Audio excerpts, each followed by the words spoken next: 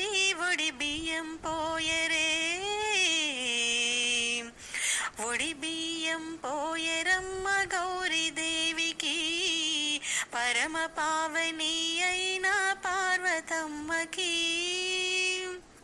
పోసేవారు పొయ్యండి ఒడి బియ్యము, చూసేవారు చూడండి పండగను. పోసేవారు పొయ్యండి ఒడి బియ్యము, చూసేవారు చూడండి పండగను. మా కన్నుల నిండుగా నీ రూపమే, మా కన్నుల నిండుగా నీ రూపమే, నింపుకుంటే మమ్మ మా గుండెలోనా.